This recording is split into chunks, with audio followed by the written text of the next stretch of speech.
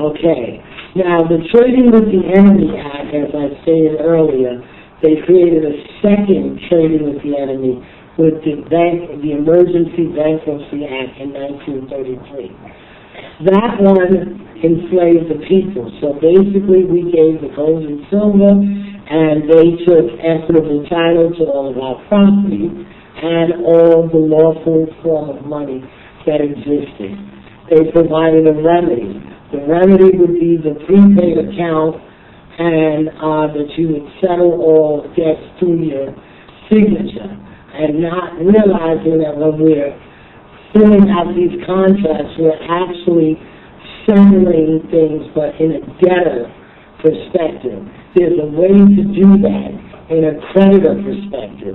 But again, none of this was ever told to us. It was never shared with us. And so we continue to function, how we have been taught. And the main reason that I'm doing this is so that we can all educate our children, because they're the ones that's going to have to live down this debt that everybody just accepted through, no rebuttal. Okay, and we have to realize how we are volunteering through our ignorance, and it's a series of comments that I've used to demonstrate this. As you can see, they're shoving this liquid down this man's mouth. And he has the military and the government, the courts, and what does it say? Twisted rules. So they're shoving these twisted rules down this man's throat. And the twisted rules is the whole bankruptcy, not explaining to people what it's about, how to navigate, how to access their prepaid account, and primarily everything is through standing. It's through documenting your commercial standing in the public record, doing what's known as an administrative process, filling out your UCCs, taking commercial control of the straw man. What a lot of people don't understand is we cannot own the straw man or copyright the straw man because we didn't create him. But because we have a security interest in him, we are allowed to take control of it. And that's all that's being asked in order to become a creditor, is to control your corporation. Because you didn't know it existed, other people have benefited and controlled your corporation. And we know we're filling out anything with your Social Security number. These major corporations have what's called block grants. And these block grants it blocks you from using your own credit. I want to explain what happens in an employment situation.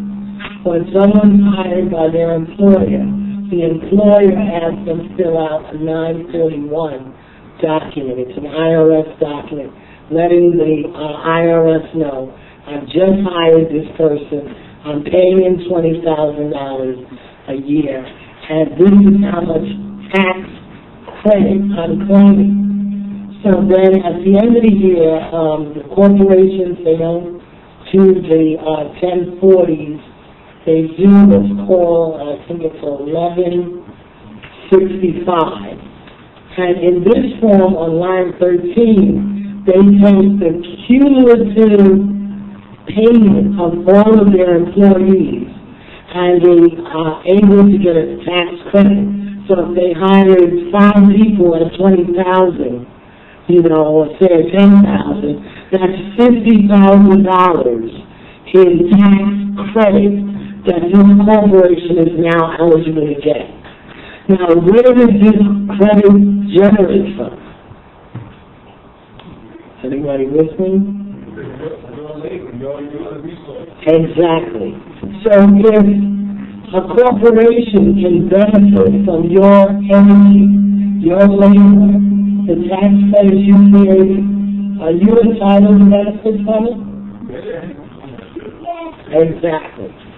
So, as I said, on the form that they fill out annually, they're claiming their tax credit of all their employees. So now with the forms, in order for us to be able to repay and claim our tax credit, we use the 1040, which is an assessment. We use what's known as a 1099 OID, which is the original issue discount. And, I would encourage people to, get on the IRS website, start to read them, and read them with the mindset of understanding the bankruptcy.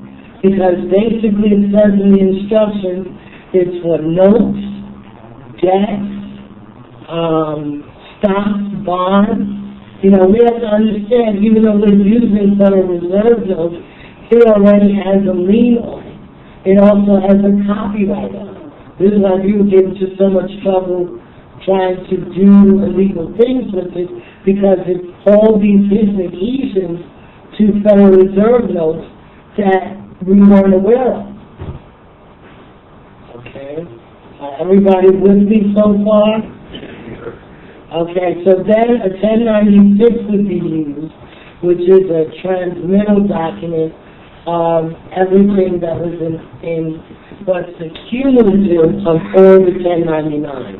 Because for each issue, you would need a separate 1099.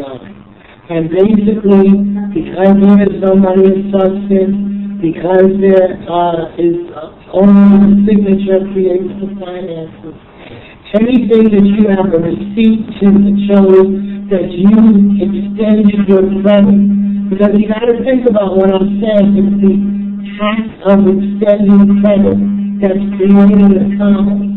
Does everybody understand that? Like what part of it? Well, there's no substance. That was all removed in 33. So that whole transaction, when they took out the gold and silver, they put a credit-based form of currency in place. Well, because if we had no credit, commerce would be at a standstill. Because of the energy and the commercial energy and the credit that the people represent is why you have commercial activity. Right.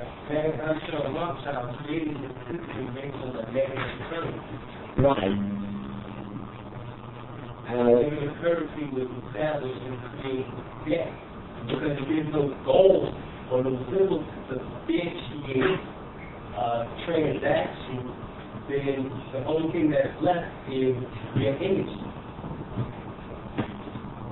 And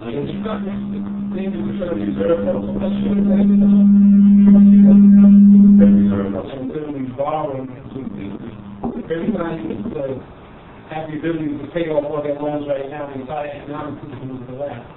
If all the Federal Reserve notes are borrowed into existence, that's based on the fact that it came into existence without a birth certificate and a social security. So now that creates, that's the promissory note that for them to actually go into the treasury and for them to print money and put the bond on you as an individual with interest, and you would have to pay back. Right. And it's even to the extent that the notes in circulation are representative of the number, the bond, the numbers on the back of your social are called bond numbers. And those numbers are also a reflection of the Federal Reserve notes in circulation. This is how deep this goes. Money is not created because everything is involved. What they have to do is they have to liquidate. So in order to, if you got to start understanding the different levels of money, when you start understanding the M1 from the past. Right. M1